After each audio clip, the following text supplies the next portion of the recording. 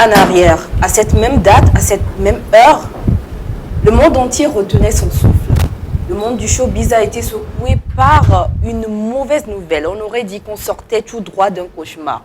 Tout le monde voudrait vérifier si oui ou non c'était vrai ou s'il s'agissait d'un buzz.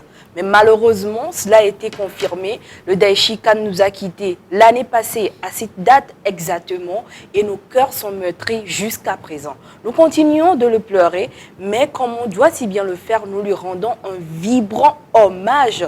Et je sais que toute la planète entière fera de même. Mais nous, équipe de Midi Pile, voilà notre hommage au Daishikan. Alors les amis, je sais que vos gorges sont un peu nouées, mais vous aurez forcément un mot à l'endroit de cet artiste emblématique qui a su nous faire danser des années entières, qui a su nous tenir en haleine et qui est parti en laissant un vide comme cela. Bonjour chers collègues, bonjour chers téléspectateurs. Moi je lance un mot à l'endroit de sa famille, c'est les personnes les plus touchées, sa femme, ses enfants et sa mère. Je dis encore une fois nos sincères condoléances, du courage. C'est pas une famille qui a perdu quelqu'un de très cher, c'est toute l'Afrique qui a perdu un fils solide. Donc nous n'oublierons jamais Arafat, il a fait beaucoup pour l'Afrique, beaucoup pour tous les pays d'Afrique. Et à travers Midi Pile aujourd'hui, nous nous rappelons encore de lui. Il restera toujours dans nos cœurs. Voilà. Ici Larry. Oui, c'est vraiment dommage parce qu'aujourd'hui, ça fait quand même un an que Arafat n'est plus là.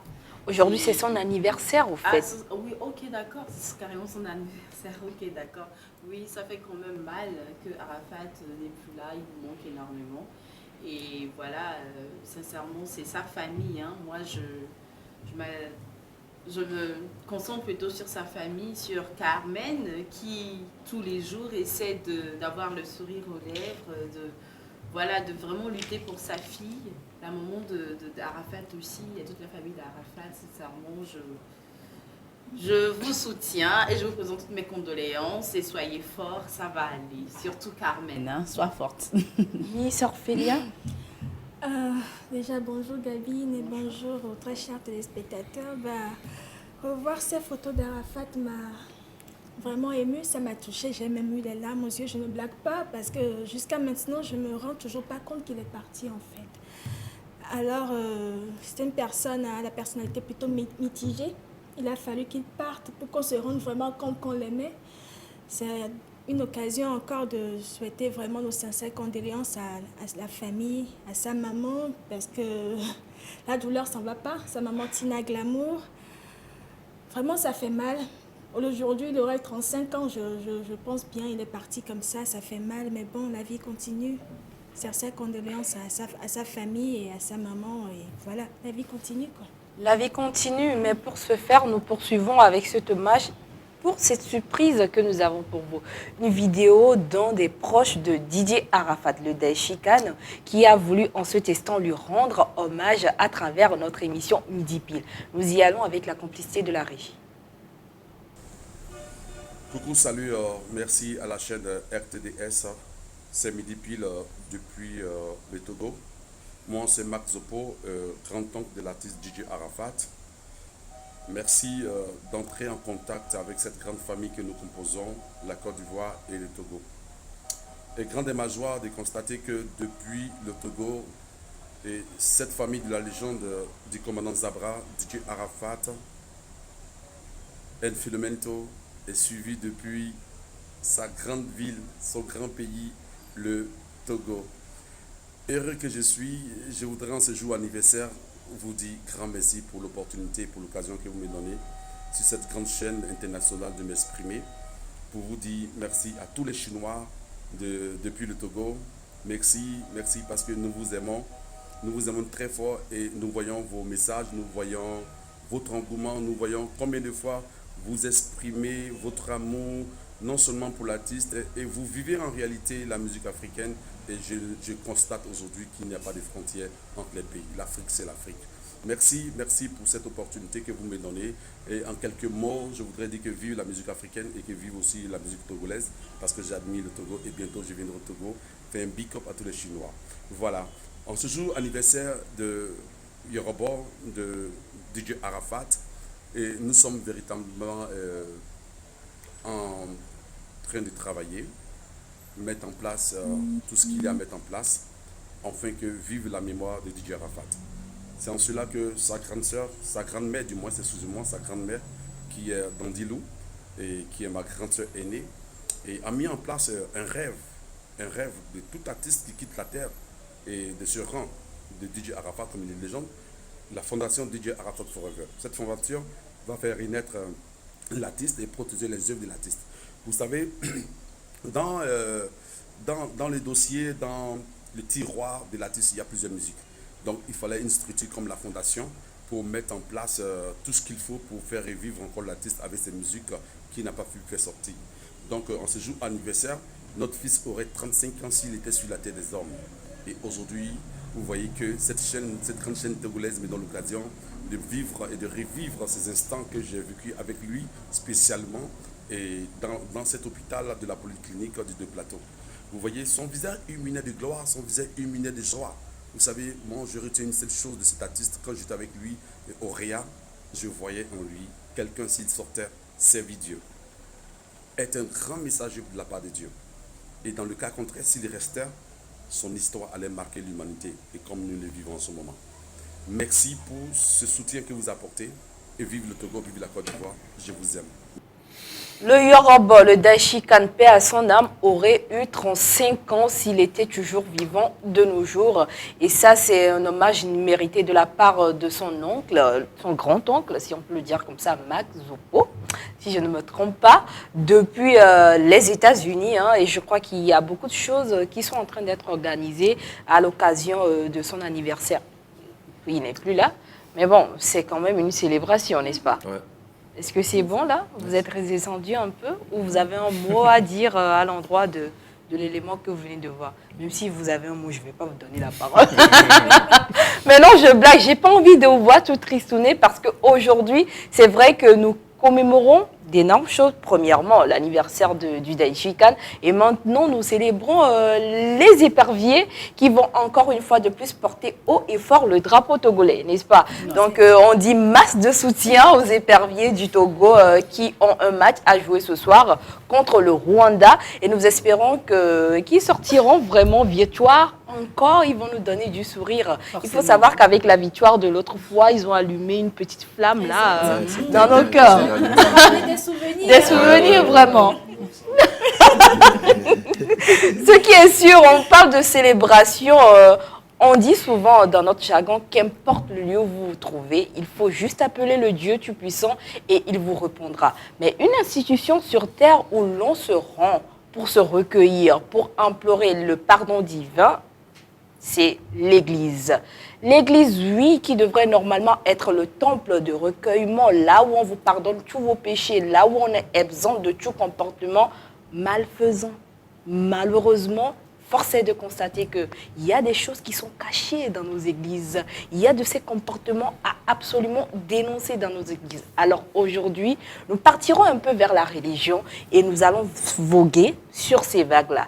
Le thème du jour est le suivant. Les attitudes malséantes dans les communautés religieuses. Qu'est-ce que cela vous inspire? Il y aura des choses à dire ou pas? Ah, forcément. Beaucoup de choses. Si. Oui, nous avons des choses à dire. Et vous, est-ce que vous également, vous avez des choses à dire? Si oui, nous partirons très très bientôt pour l'élément du jour. Donc, commencez déjà par préparer vos avis et de nous les envoyer par appel ou par messagerie. C'est parti avec la complicité de la régie pour l'élément.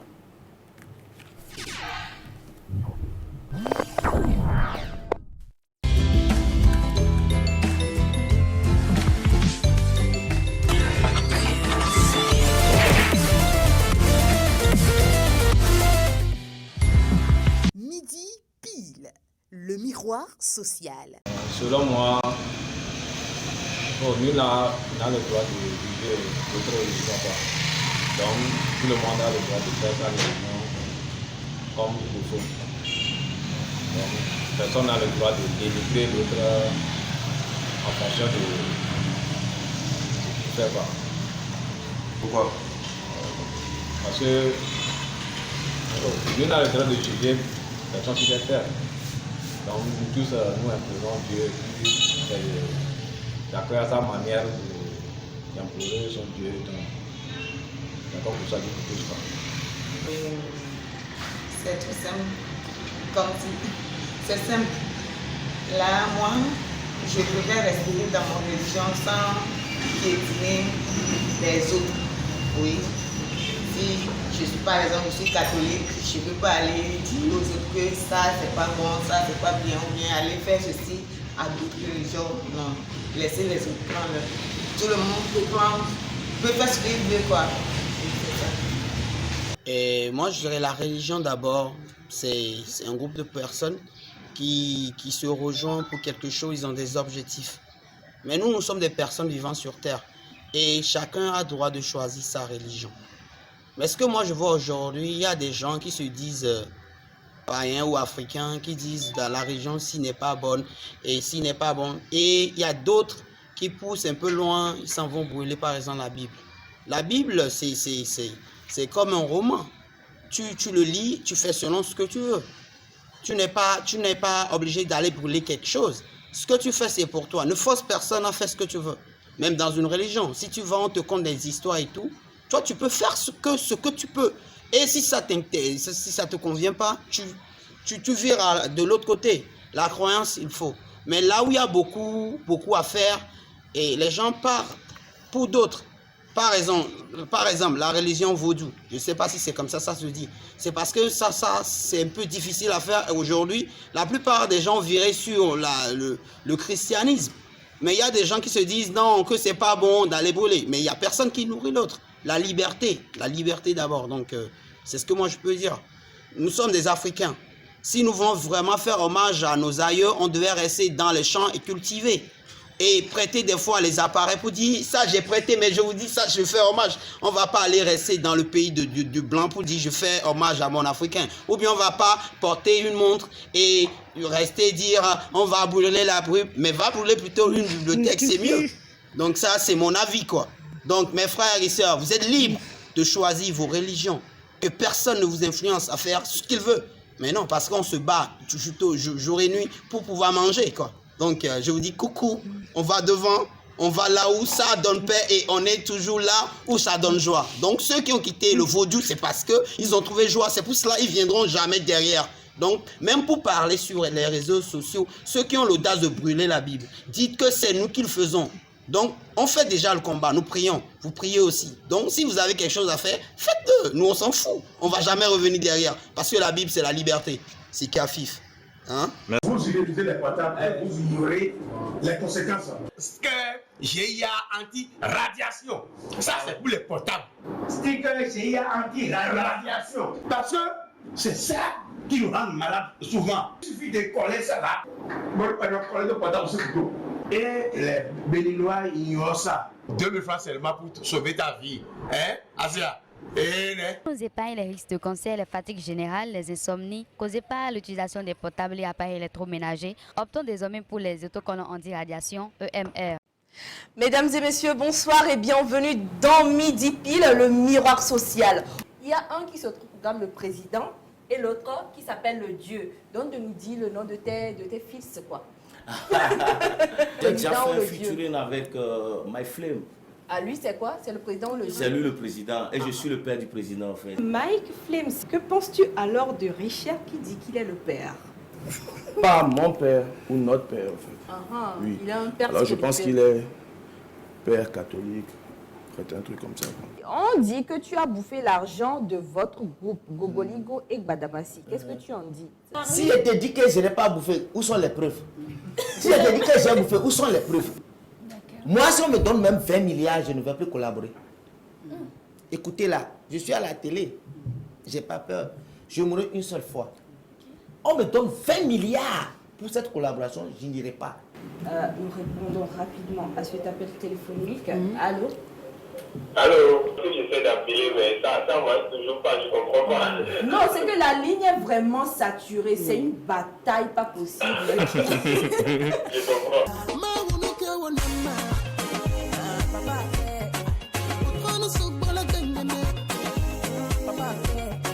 J'aimerais te remercier et te crier au chien. Papa au chien. Papa au chien.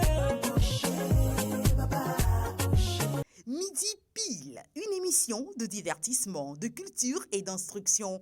Ne ratez aucun numéro avec la ravissante Gabi Namoussou et toute son équipe. Annonceurs et public du monde culturel, cette émission est la vôtre. Midi pile, le miroir social. Alors moi, dans Midi Intime, je m'attaque beaucoup plus à l'intérieur. Voilà, je vais beaucoup plus à l'intérieur. Je parle des comportements que vous devez avoir, des comportements que vous devez éviter pour ne pas violer l'intimité des autres et aussi violer votre propre intimité.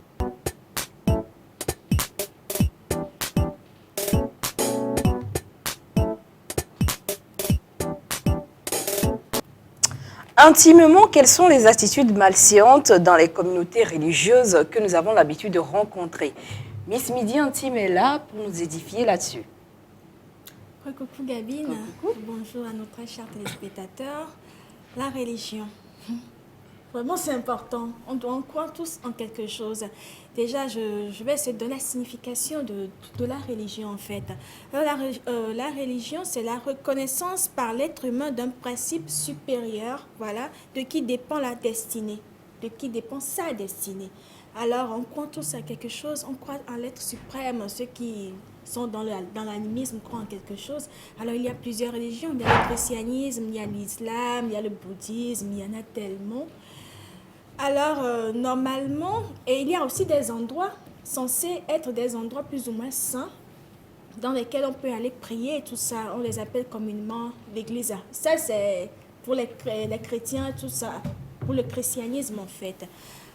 Normalement, ces lieux doivent être saints et quand on y va, on est censé avoir la paix du cœur, trouver des solutions à nos problèmes.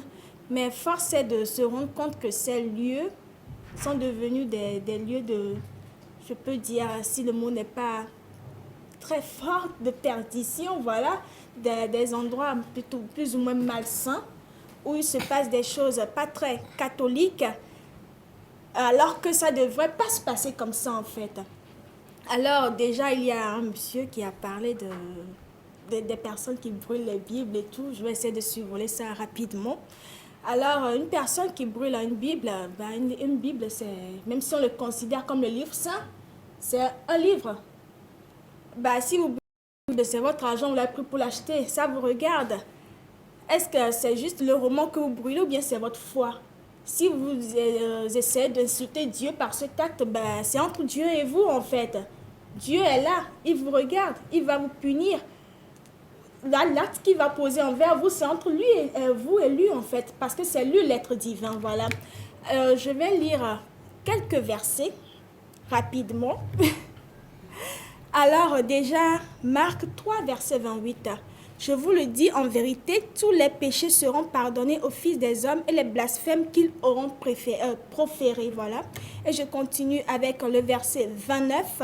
Mais quiconque blasphémera contre le Saint-Esprit n'obtiendra jamais de pardon. Il est coupable d'un péché éternel. Voilà. Et le Jean verset 8, verset 24. Le Jean 8 plutôt, verset 24. C'est pourquoi je vous ai dit que vous mourrez dans vos péchés, car si vous ne croyez pas ce que je suis, vous mourrez dans vos péchés. Alors, s'ils l'ont fait juste comme ça, pour le buzz, parce que ce qui ramène le sujet, c'est parce qu'un artiste togolais, tout récemment, a pris une Bible pour la brûler devant les gens. Mais moi, je dirais beaucoup plus que c'est du buzz. Parce que ce qu'il raconte en brûlant la Bible est totalement en contradiction avec ce qu'il est. Parce qu'en brûlant, il disait que ouais, la Bible est venue nous aliéner, c'est les colons qui ont ramené la Bible, donc on doit tout laisser retourner à nos sources. Mais cet homme-là, il vit où? Il vit en Occident. Il s'habille comme eux. En allant en Occident, il a pris quel moyen de déplacement? L'avion. Il bouffe leur argent, il travaille chez eux, il fait tout. Donc, ça a quoi à voir avec ce qu'il est? C'est totalement en contradiction avec ce qu'il est en train de faire. Alors, s'il veut revenir aux sources, qu'il revienne. Là, on va manger la pâte ensemble. On va marcher ensemble parce qu'il ne doit même pas utiliser de voiture, en fait. S'il veut vivre comme un kémite, je vais donner la signification du kémitisme. Alors, le kémitisme, c'est pour le retour aux sources, en fait. Le retour aux sources, le kémitisme panafricain cherche à faire connaître et renaître la philosophie. Il prône, voilà, qu'on retourne à nos sources, qu'on devienne des Africains épanouis, qu'on laisse tout ce qui est, voilà. Actuellement, bon, je ne vais pas trop m'étaler là-dessus. Est-ce qu'on doit vivre totalement sur ça? Je ne sais pas, mais qu'il laisse tomber tout ce qu'il est en train de faire, qu'il revienne, on va vivre ensemble. Alors, je continue avec les attitudes malsaines dans les églises. Je vais prendre l'exemple déjà des pasteurs qui se prennent pour je ne sais pas qui et qui brûlent les fétiches des gens. Genre, il est allé convertir quelqu'un, l'homme était dans l'animisme, si je peux le dire comme ça, et maintenant qu'il a converti, il dit, on doit brûler ce que tu étais en train d'adorer avant, mais en ne cherchant pas à savoir déjà avec quoi on a moulé ces trucs-là pour le monsieur ou la dame en question. Ils s'en vont, ils brûlent les choses, et quand les conséquences surviennent, maintenant, ils enlèvent leurs mains dedans. Ils laissent ces hommes ou ces dames-là errer comme ça. Il y a certains qui sont devenus fous comme ça parce qu'à la base, leurs fétiches ont été moulés avec leurs esprits. Bien sûr, on est chrétiens, mais ne nous voilons pas la face. On est en Afrique. L'Afrique a ses forces, en fait. Alors, si ces pasteurs-là, vous allez vers eux, vous dites, vous fréquentez leur église et tout, essayez de voir s'ils disent vraiment la vérité. Parce qu'un homme qui brûle ces genres de fétiches et après, il y a ces conséquences. Mais il faut se poser des questions parce que ces hommes se disent hommes de Dieu et tout ça, parce qu'ils ont la foi. Dieu a dit qu'avec la foi, on déplacera les montagnes. Alors qu'il va brûler les choses et vous, après, il y a des conséquences dans vos vies. Mais il faut se poser la question et surtout arrêter d'être naïf en fait. Il y a des églises où on demande, le pasteur demande à ceux qui vont dans cette église-là de se laver, de mettre une petite boîte en bas de se laver, de revenir avec l'eau qu'ils ont recueillie chez le pasteur. L'eau là, il fait quoi avec finalement? On ne se pose pas cette question, plutôt il ne se pose pas cette question. Et ces histoires-là créent des tensions entre les couples même, parce que le monsieur, quand il a entendu ça, il dit non, c'est pas possible ça. Mais la dame, elle s'est cachée pour aller faire ce genre de choses et le monsieur l'a surpris. Actuellement, il y a un divorce parce que le monsieur est fâché et tout. Et en plus, il y a tellement de pratiques bizarres comme vendre le sang de Jésus. Je ne sais pas trop ce que c'est. C'est des choses dans des boîtes, ils disent on vend le sang de Jésus et ils demandent aux adeptes d'acheter ça. Si vous n'achetez pas ça, c'est que vous n'êtes pas vraiment des adeptes de mon église. Et il y a des balais avec lesquels on est censé chasser l'esprit de la maison et tout.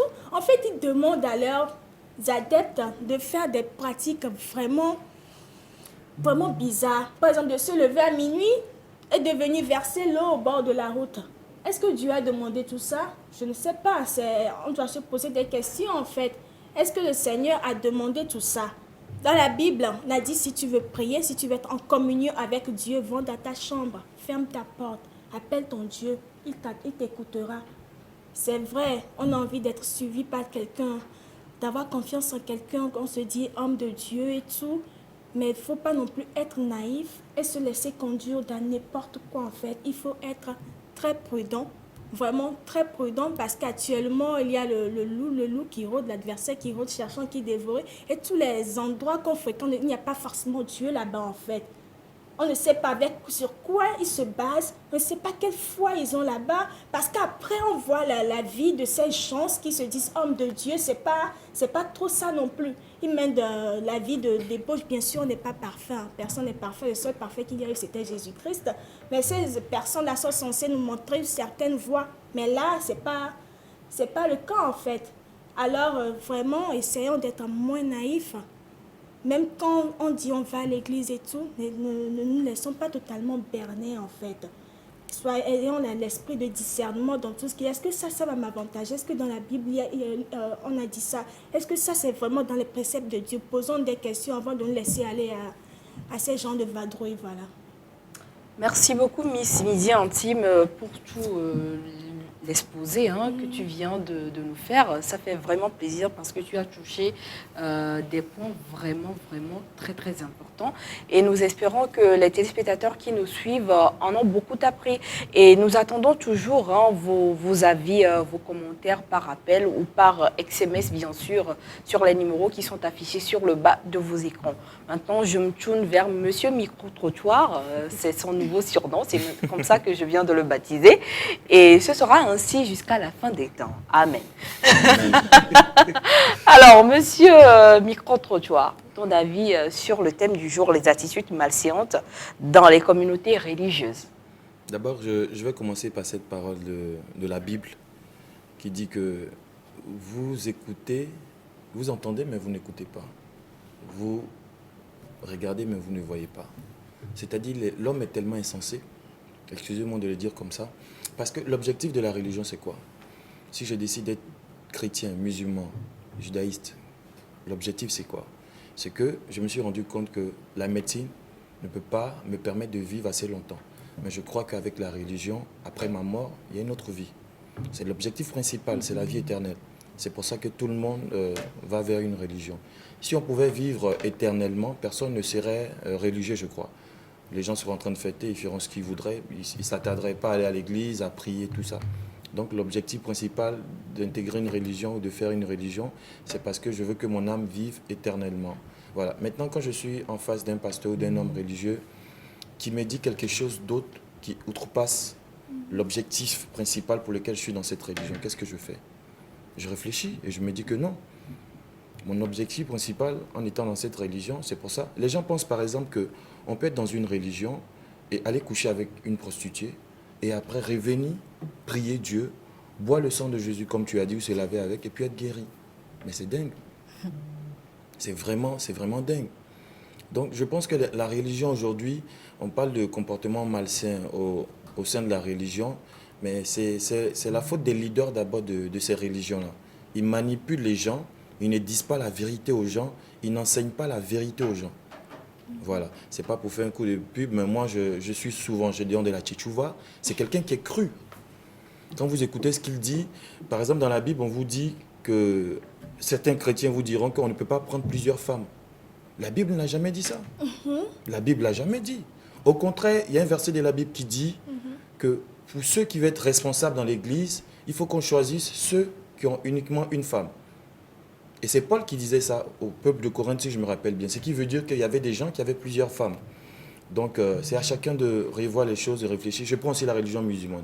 Je vais définir deux mots. Djihad. On sait tous ce que c'est que le djihad, c'est le groupe terroriste. Mais djihad veut dire, en effet, le fort sur soi pour se maîtriser. C'est la vraie définition du djihad. Mais aujourd'hui, c'est utilisé par un groupe terroriste. Qu'est-ce qu'on ne comprend pas là? Donc, chacun doit réfléchir quand il est dans une religion et voir pourquoi je suis dans cette religion-là. Le seul objectif dans une religion, c'est la vie éternelle. C'est tout. Le reste, c'est de la paperasse. La religion ne va pas vous donner un travail. Dieu peut vous bénir, mais allez chercher le travail vous-même. La religion ne vous donnera pas une femme. La religion ne vous donnera rien. La seule chose que la religion vous donne, c'est la vie éternelle. Voilà. C'est tout. Il n'y a plus rien au fait. Non, je pose la question parce que c'est vrai, on entend de ces choses qui se passent dans les églises, dans les mosquées, etc.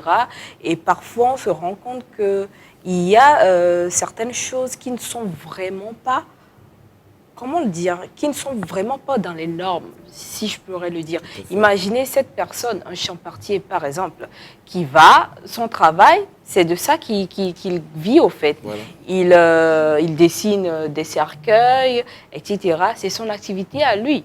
Et il va dans une église, il fréquente cette église-là, et à un moment donné, il sent que ses activités sont ralenties. Et imaginez cette personne qui se rend chez le pasteur et qui dit « Pasteur, priez pour moi, pour que mes activités marchent plus. » On lui demande « Qu'est-ce que tu fais ?» Il dit « Je suis charpentier, mon job, c'est de dessiner et de créer des cercueils. » Et on dit « Non, il faut laisser tomber ce job-là. » Il fera quoi ensuite?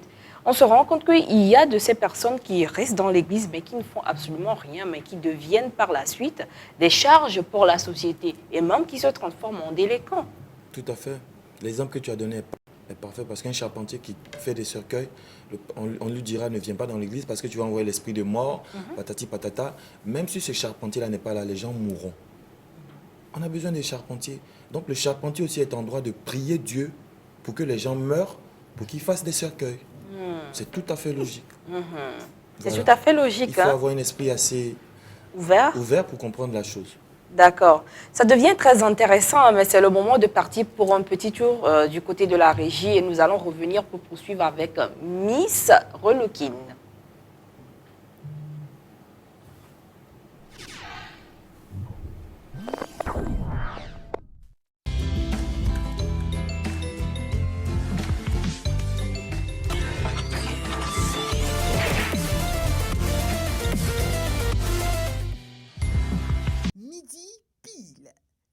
miroir social.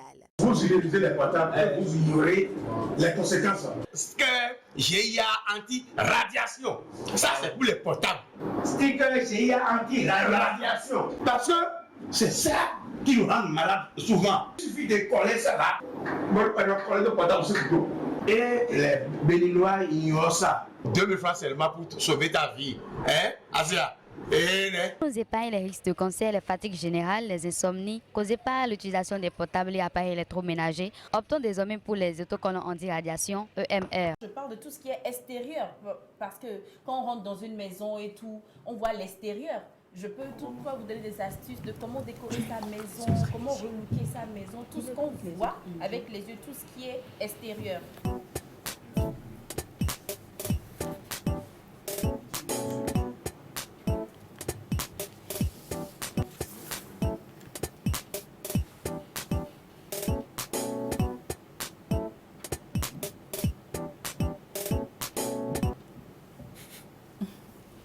Nous voici avec Miss Relookin qui va nous parler ou poursuivre sur le thème du jour, les attitudes malséantes dans les communautés religieuses.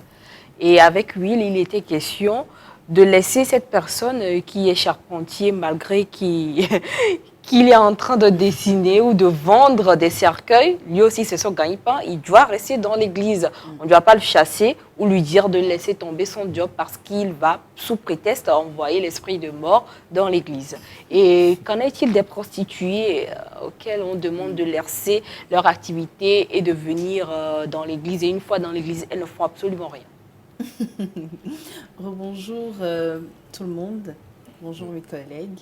Tout d'abord, moi je tiens à préciser que je suis chrétienne. Donc je vais plus parler de ce que je maîtrise et de comment, bon, nous les chrétiens, selon moi, on doit vivre en fait dans la société. Donc pour ce que tu viens de dire, je pense que c'est tout à fait normal pour un charpentier de constituer des cercueils ou un truc comme ça. Parce qu'arriver à un moment, s'il n'arrive pas à vendre, c'est quand même son devoir ou son droit, comme tout le monde, d'aller vers, je ne sais pas qui, un pasteur, son pasteur, ou un truc comme ça pour demander de l'aide ou demander à ce qu'on prie pour lui pour que ses affaires marchent très bien. Prospèrent. Ok. Mais il y a des gens qui, même moi, hein, quand on m'a dit ça en même temps, c'est vrai que c'est un peu choquant à mode. Tu as prié pour que qui, moi ou comment? Ben voilà, en fait. Mais on oublie que c'est normal, en fait. C'est Dieu qui a créé la vie et la mort. Genre, la naissance et tout. Donc, on est en même temps, oui, on a tout un parcours à faire et tout, jusqu'à la fin de nos jours, en fait. Il existe vraiment la fin, cette fin-là existe vraiment pour nous. Donc, on va quand même pas, pour nous les chrétiens, bon, on ne nous emballe pas dans un drap ou un truc, parce que les musulmans, ils le font, et je respecte ça, c'est leur religion, ils le font. Mais nous, par contre, on nous enterre dans des cercueils, on nous met dans des cercueils avant de nous enterrer. Donc, on aura toujours besoin des cercueils, malheureusement. On aura toujours besoin des docteurs pour donner naissance, et en même temps, des menuisiers, des charpentiers, tout qui constituent des cercueils. Donc, c'est normal. C'est vrai que, voilà, mais c'est normal. OK? Donc, comme Orphélia vient de le dire, Orphélia, s'il te plaît, je vais un peu te déranger. Tu peux me redonner la définition de la religion, s'il te plaît? J'en ai besoin. Alors, la religion, je dirais que c'est la reconnaissance d'un être suprême. Voilà.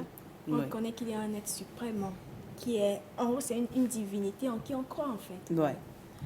D'accord, c'est parfait. Donc, moi, j'aime me retourner à la source, en fait. À la source, parce que tout le monde, comme on le sait, comme je viens de le dire que je suis chrétienne, peut-être que lui, il est musulman et que toi, tu es, je ne sais pas, on a plusieurs religions.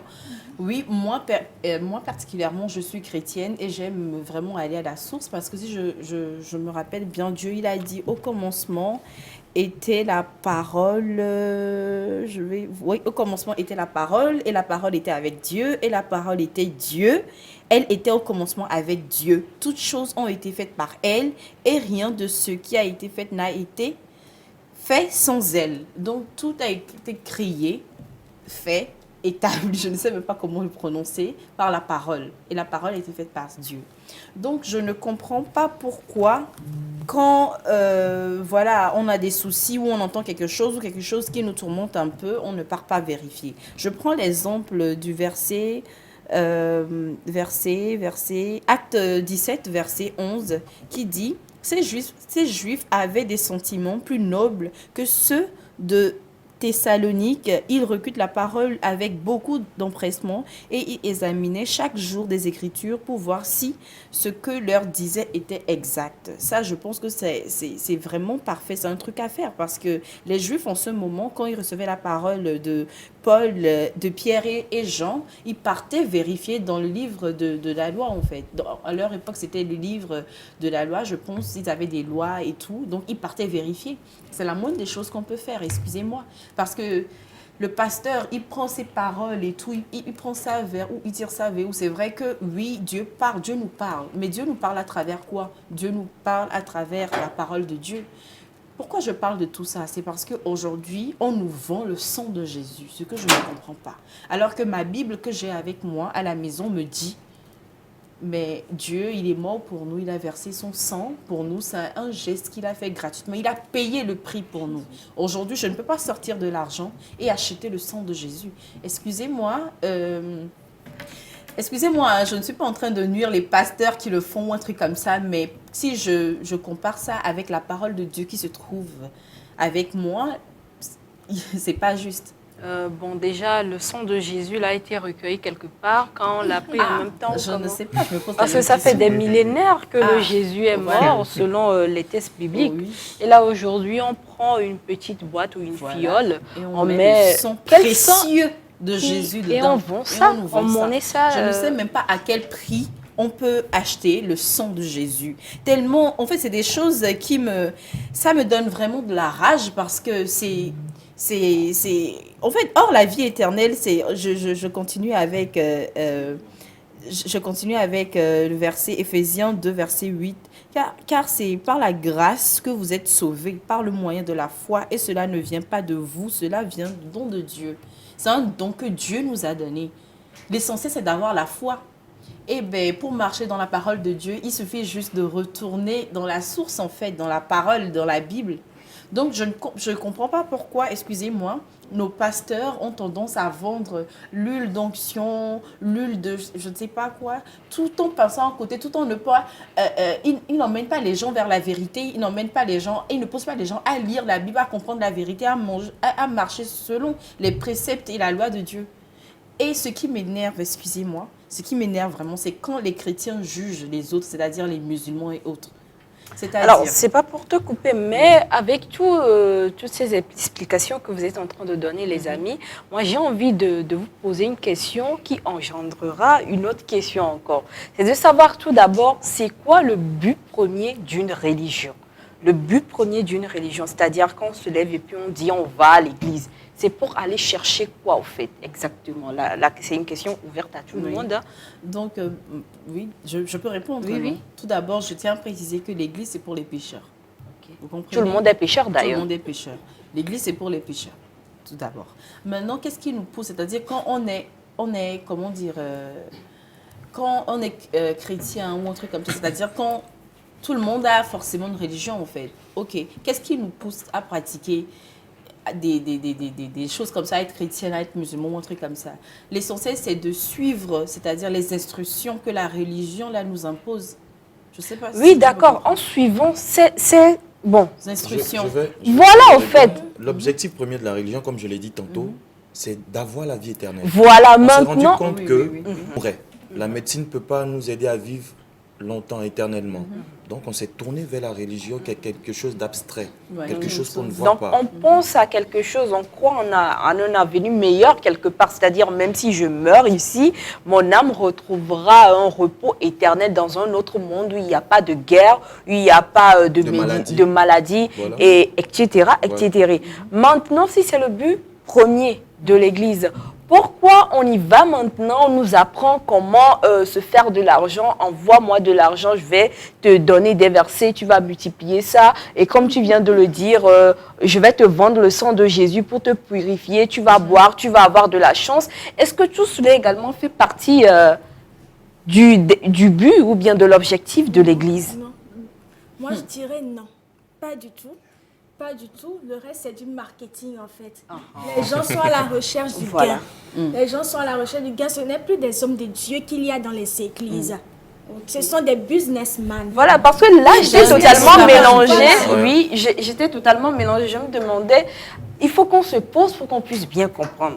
L'objectif premier, comme tu l'as dit, c'est ça. Mais quand on se retrouve aujourd'hui avec ces comportements, c'est parce qu'il y a un problème. D'où le thème du jour, au fait. Donc, nous sommes en train de dénoncer à peu près ces comportements. Est-ce que, selon vous, c'est normal qu'un pasteur d'église vienne avec des balais, avec des coupes-coupes et des marchettes et pour dire, bah, aujourd'hui, nous allons tuer le Satan qui est dans l'église. Prenez le balai, chassez, balayez Satan. Et puis, on se retrouve et on te dit, non, ton prochain là qui te regarde et qui ne te parle pas, c'est lui ton Satan. Et malheureusement, il y a ces situations où des personnes ne se parlent plus. Ils se vouent une haine pas possible. Exactement. Donc, est-ce que c'est pas normal au fait, c'est ça? C'est pas normal, même quand on l'entend, c'est pas normal. C'est pour ça, moi, j'aime tout comparé à la parole de Dieu, en fait. Là, même, par rapport à ce que tu dis, si je prends encore l'exemple dans la Bible, Galates 1, verset 6, ça nous dit clairement que je m'étonne que vous vous détourniez si promptement de celui qui vous a appelé par la grâce de Christ pour passer à un autre évangile. Mais pourquoi vous ne prêchez pas la parole de Dieu? Mais pourquoi vous partez faire du commerce? Pourquoi vous partez entreprendre dans l'église? Mais Dieu, il a interdit ça. Même au début, quand les gens vendaient devant l'église et tout, quand on voit même il y a dans des films de Dieu, on voit Jésus comme ça, en train de chasser les gens, que l'église, c'est pas pour ça, c'est pas pour vendre. Mais pourquoi je sais pas, on va dans le sens inverse en fait, c'est-à-dire qu'on prend tout. C'est pour ça que je vous dis, tout est dans la Bible. Pour les chrétiens, c'est très important de comparer tout ce qu'on entend, tout ce qu'on voit. C'est bien d'aller à l'église, c'est bon d'appartenir à une famille, comment dire ça, religieuse, chrétienne et tout. Mais ça vous coûte quoi de comparer tout ce que vous voyez à la parole de Dieu? Alors, si ça t'enflamme, je vais dévier un peu pour parler du comportement de ces hommes de Dieu qui sortent, qui ont des rapports sexuels quelque part avec certaines de leurs fidèles. C'est vrai que certaines religions n'acceptent pas ça, comme chez les catholiques, les prêtres ne doivent pas se marier ni avoir de relations sexuelles. Mais de l'autre côté, dans les autres religions, ils peuvent avoir les mamans prêtres, etc. Mais quand même, vous voyez ces hommes de Dieu qui sortent avec les petites chantres de l'église, qui, elles, déjà s'habillent d'une manière qui laisse à désirer un peu trop sexy, je sais pas trop, pour se rendre dans ces lieux, oui. C'est pour cela que je dis que maintenant, il n'y a plus d'hommes de Dieu, en fait. Parce que le rôle d'un homme de Dieu, c'est quoi? C'est de nous guider dans la foi. Quand on semble défaillir, on semble s'affaiblir, de nous conseiller, nous aider à étudier la parole, voilà, nous guider dans la foi. Mais ces hommes de Dieu, là, dans les églises, maintenant, voyez plutôt leur comportement, en fait. Déjà, tu en as cité quelques-uns, sortir avec les fidèles de l'église. Et il y a certains pasteurs, même si on veut fouiller même là, c'est eux les vrais géniteurs des enfants de certains, de certains couples dans leur église et tout, parce que l'homme et la femme viennent dire au pasteur, on n'arrive pas à concevoir et tout. Le pasteur dit à l'homme, il faut vraiment que j'ai des séances de prière avec ta femme, avec la femme seule. Parlons de ça, Will, moi je me retourne vers toi. Est-ce que c'est ce genre de comportement qui sont à la base du fait que certains hommes n'acceptent plus que leurs femmes fréquentent des lieux d'église? Ils se disent que le pasteur a plus d'autorité que moi sur ma femme. C'est-à-dire ce que moi je dis, ma femme fait beau chute, alors que tant que le pasteur dit quelque chose, la femme est très très soumise, elle est au garde à vous. Tout à fait, moi je ne sortirai pas avec une femme qui est pareille. Comment je peux concevoir que ma femme aille discuter avec de notre pasteur, de nos ébats sexuels, de nos problèmes sexuels, sans m'en parler? C'est la triste réalité, mais c'est ce qui se passe. Donc c'est toute notre intimité. Le pasteur n'est pas là pour vos ébats sexuels. Ce n'est pas son problème. Son problème, c'est que votre âme soit sauvée. Je vais donner un autre exemple. Pendant les temps du coronavirus, on a vu des églises, des pasteurs qui ont demandé la dîme à des gens qui ne travaillaient plus. Et mieux encore, ils se sont déplacés eux-mêmes. C'est-à-dire, on vous donne un numéro Timon Niflouz. Quand on voit que vous n'envoyez pas l'argent, on se déplace nous-mêmes, on vient vers vous, on va taper votre porte. Donne la dîme, mon frère. Donne ta semence, tu seras béni. Alors que moi, à mon entendement, c'était normalement aux églises en ces temps de soutenir leurs fidèles. Hein, leurs fidèles, de leur faire des gestes, surtout les plus vulnérables. Non, mais franchement, on était tous, bon, pour moi, on était tous ébahis en ces temps de coronavirus, surtout en temps de confinement, où sur les réseaux sociaux circulaient de ces affiches-là, Timoni pour la dîme, etc. Moi, j'ai même eu à recevoir un message d'une banque de la place, genre si vous voulez verser vos dîmes, voilà. Ça m'a étonné. Je me suis dit, mais attends, qu'est-ce qui se passe là? Depuis quand la banque s'intéresse aux dîmes et tout? Et je voudrais parler de quelque chose aussi. Est-ce que vous avez déjà eu la chance de rencontrer un nouveau converti? Quelqu'un qui vient de se convertir là tout de suite. Non. Là. Il brûle d'un feu pas possible. Et en plus, il détourne la parole de Dieu en leur faveur et tout. Je veux pas de deux connaissances. Déjà, il y a un. Il voulait être pasteur et tout. À un moment donné, il a commencé d'autres activités. Et quand l'activité marchait, puis il est retourné voir son père spirituel. Genre, mes activités, ça ne marche plus et tout. Le pasteur dit, puisque tu as commencé à travailler et que tu ne t'intéresses, tu n'es plus à 100% dans la parole de Dieu, l'Esprit Saint s'est détourné de toi. Donc, il faut laisser ton travail et revenir, voilà, faire les œuvres de Dieu. Et le pasteur dit, dans la Bible, il est écrit que si tu te détournes de tout, tu ne manqueras de rien. C'est pas comme ça, c'est pas ça, ça ne veut pas dire Justement, ça. Justement, c'est pas ça la signification en fait. Ils détournent la signification de la parole en leur faveur pour faire voilà, à ceux qui les suivent, à leurs adeptes, si je peux dire ça. Moi, je ne veux pas parler de chrétiens, c'est leurs adeptes, parce que ces pasteurs-là, je ne les considère pas comme des hommes de Dieu, non, pas du tout.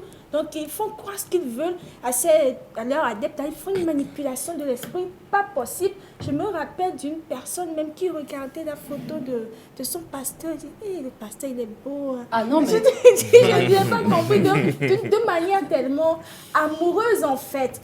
Et j'ai eu à remarquer ça sur le même pasteur avec une autre femme encore. Je me dis, attends, finalement... C'est son mari qui doit dire ça. Est-ce que vous êtes tous toutes amoureuses du pasteur? Oui, là, je crois qu'il y a une certaine mystification autour du pasteur et une déformation même des mots dans la Bible en leur faveur qui fait que la majorité de leurs fidèles, surtout femmes, s'intéressent à eux de manière amoureuse. Alors, nous terminons avec toi, Miss Lydie Reloukin. Ok.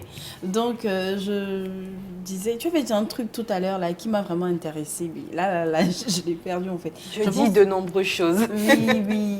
Oh, tu avais dit un truc là, juste là. C'est à ça que tu as répondu, Willy. Il s'agissait de quoi? On va appeler ton pasteur, peut-être qu'il a la solution. Ah oui. Non, c'est par rapport au pasteur, au mari qui, voilà. Les maris ne veulent plus que leurs femmes fréquentent les églises parce que pour eux, les pasteurs ou les prêtres ont plus d'autorité sur leurs femmes qu'eux-mêmes. C'est exactement normal et je suis d'accord avec eux. Parce que quoi? Le pasteur n'est pas Dieu. Oui, il y a des gens... Quand ils voient le pasteur, ils pensent que le pasteur est parfait. Le pasteur, c'est un pasteur. Dieu parle à travers le pasteur, c'est différent. Et après qu'on compare encore Après, c'est notre devoir de comparer encore ce que le pasteur dit à la parole de Dieu pour voir si c'est exact. Ok, le pasteur, lui aussi, il fait des péchés. Le pasteur, il n'est pas saint. D'accord? Donc, le pasteur peut faire des erreurs, le pasteur peut commettre des péchés, mais la vie du pasteur ne me concerne pas. Vous comprenez un peu ce que je veux dire? C'est que les gens n'ont qu'à arrêter de voir Dieu, de voir le pasteur comme Dieu. Le pasteur n'est pas Dieu. Il est un être humain. Il est un être humain. Donc, arrêtons de confondre les choses. Je vais à l'église, j'écoute la parole de Dieu. Ok, d'accord, je reviens, ben, je compare ça à la parole de Dieu. Il y a des pasteurs qui sont homosexuels aussi. Hein. Il y a la Bible qui le dit dans Romains 1, verset 26 et tout. On n'a pas beaucoup de temps et tout. Ben, allez vérifier s'il vous plaît. Ah, ok, bon, je vais lire. C'est pourquoi Dieu les a livrés à des passions infâmes, car leurs femmes ont changé l'usage naturel en celui qui est contre nature. Les hommes abandonnent l'usage naturel de la femme, se sont enflammés dans leurs désirs les uns pour les autres, commettant homme avec homme des choses infâmes et recevant en eux-mêmes des salaires qui méritaient leur égarement. C'est des choses qui arrivent. Il y a des pasteurs qui sont homosexuels. Aujourd'hui, on entend des choses vraiment trucs. L'essentiel, c'est quoi? si vous allez à l'église, ok, écoutez la parole de Dieu, mais après, revenez, comparez tout ce que vous avez écouté à la parole de Dieu. Dieu, il nous parle aussi. C'est pas seulement au pasteur que Dieu parle. Dieu nous parle, Dieu nous aime et Dieu nous considère. Ce que le pasteur fait, toi aussi tu peux le faire. La manière dont la pasteur est près de Dieu, toi aussi tu peux être près de Dieu. L'essentiel, c'est de revoir la source. Et les chrétiens qui attaquent les musulmans en mode, ils disent qu'ils sont hypocrites, c'est des choses à ne pas faire. Et les musulmans aussi qui attaquent les chrétiens parce qu'ils mangent la viande du porc et tout ça, c'est des choses à ne pas faire. Ne jugez personne, c'est Dieu seul qui juge. Donc tout ce que je peux vous dire, c'est d'aller contrôler tout ce que vous entendez à la parole de Dieu. C'est fini. Voilà. Oui, c'est ça. Hein. Il faut toujours contrôler tout ce qu'on vous raconte dans vos églises, que ce soit la parole de Dieu, la Bible, elle est là, surfez là-dedans, lisez également. Mais je crois que nous allons revenir, nous allons prendre le reste du temps qui nous reste pour parler encore, pour dénoncer ces comportements vraiment malfaisants, malséantes que nous rencontrons dans nos églises et dans nos communautés religieuses. Alors Will, nous t'écoutons encore parce qu'on sait que tu as des choses à dire. Non, on a déjà tout brossé, même c'est vrai que le débat est assez large, mais ce que je veux dire aux gens, c'est que tout est dans la parole comme Hilary l'a dit. Ne laissez pas les gens vous manipuler. Voilà, parce que vous brûlez une Bible par exemple, quand je brûle le drapeau de l'État togolais, j'ai affaire à la justice. Quand je brûle la Bible, j'ai affaire à Dieu. Donc, donnez à César ce qui est à César. À Dieu, on lui doit la louange et on est là pour aller au ciel, c'est-à-dire pour vivre une vie éternelle. Le travail, tout le tralala, tout le reste, c'est nous-mêmes qui devons le chercher. Et si Dieu veut nous mettre sur les bonnes routes pour tomber sur un bon travail, pour tomber sur une bonne femme, il le fera. On peut ne pas avoir une bonne femme, on peut ne pas avoir un bon travail et aller au ciel. C'est très important. Alors, nous venons d'avoir un message fort intéressant de la part d'un pasteur, gloire à Dieu, qui nous suit. Et ça dit, merci beaucoup pour cette émission. Je suis le pasteur Geoffroy Djadja du Bénin. Beaucoup à toute la communauté béninoise qui nous suit actuellement. Pasteur. Et ça dit, votre émission, ma prière est que les pauvres âmes puissent le comprendre. Je suis pasteur qui dirige une assemblée, mais combattu par des collègues pasteurs à cause de ces genres de messages que je prêche. C'est-à-dire tout ce que nous sommes en train de dénoncer ici, notre pasteur Geoffroy Djadja depuis le Bénin, c'est ces genres de prédications qu'il fait, mais en retour, au lieu d'être soutenu par ses compères, il est combattu par d'autres pasteurs à cause de ses comportements qu'il est en train de dénoncer. Alors, Miss Midi Intime. Bah, la preuve que les autres, ce sont des businessmen. Ils sont là juste pour se faire de l'argent sur le dos des croyants et tout. Donc franchement, arrêtez ça, quoi. Nous, on est là en train de parler. Ils se disent, ah, ouais, mais attendez, c'est pas possible, en fait. C'est pas possible de se faire de l'argent sur le dos des gens, de détourner la Bible, la compréhension de la Bible en votre faveur et de raconter du n'importe quoi.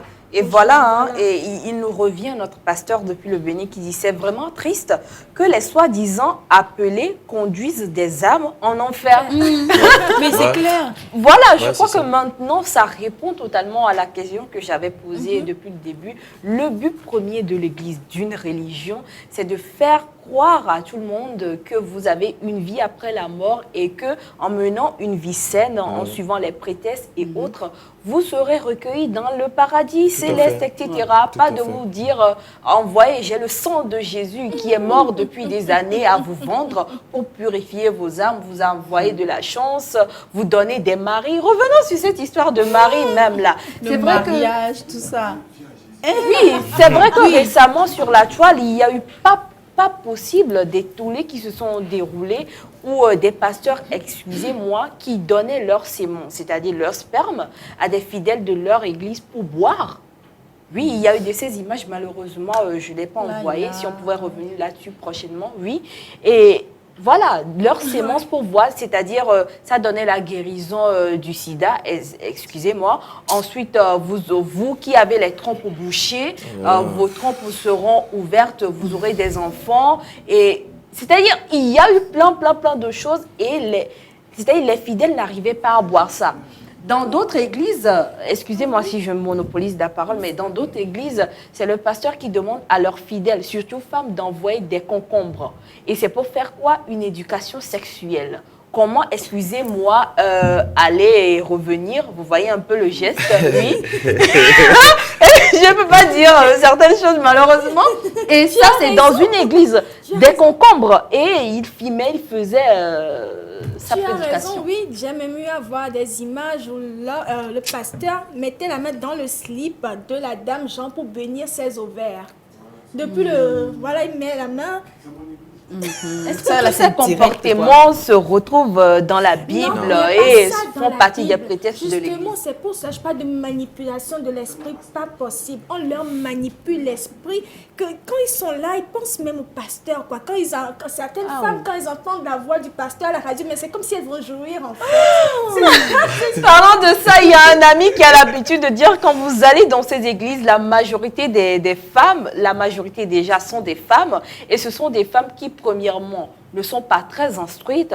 Ensuite, peut-être il y en a qui sont instruites, mais qui veulent avoir des hommes, des foyers, donc qui sont prêtes à tout faire pour pouvoir rentrer dans leur foyer, ou d'autres qui veulent avoir de l'argent et tellement on leur mystifie, on leur raconte du n'importe quoi. Mais depuis qu'elles sont dans ces églises, est-ce qu'elles ont vu des changements positifs dans leur vie? Au début, c'est comme si ça va aller. Après, ça se gâte. Vous retournez. Après, c'est comme si ça va aller. Et petit à petit, vous vous insérez dans un cercle vicieux, en fait. Vous ne pouvez plus vous en dégager. Dommage, on pourra passer toute la journée pour dénoncer ces divers comportements, mais ça ne finira jamais. La seule chose qu'on puisse demander, c'est la grâce divine. C'est cette grâce-là de pouvoir déceler ce qui est bon, ce qui est mauvais. N'est-ce pas, Will, pour ton mot de fin? Ouais. Voilà, et c'est bien d'appartenir à une religion, mais c'est rien que pour Dieu, voilà, rien que pour Dieu. Oui, donc moi je tiens à préciser que c'est très important de comparer tout, vraiment tout à la parole de Dieu et de vraiment suivre la parole de Dieu, parce que le pasteur et tout, il est un être humain comme nous, il peut avoir des faiblesses, il peut pécher aussi, hein. Il y a des faux pasteurs aussi. Donc l'essentiel pour nous les chrétiens, c'est de comparer la parole, ce qu'on entend, ce qu'on voit à la parole de Dieu pour marcher dans la voie. Alors je dirais que c'est très important d'avoir un bon esprit de discernement pour pouvoir discerner le vrai du faux. Sinon vous allez rentrer dans n'importe quoi, vous ne pourrez même plus en sortir. Comme le pasteur l'a dit, au lieu d'aller au paradis, on va se retrouver en enfer. Pourtant on va à l'église. Ça nous ça fait trop mal. Ça fait mal. Ça fait trop mal. Jésus a dit, je ne vous ai jamais connu.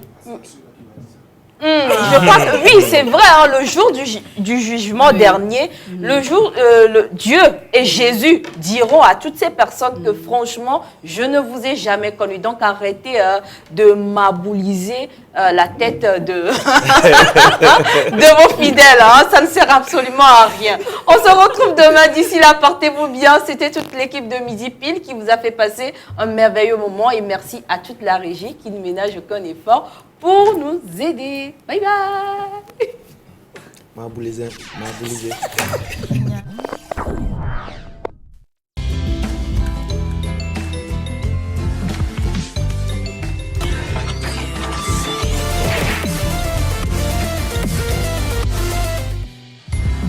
Midi Pile, le miroir social.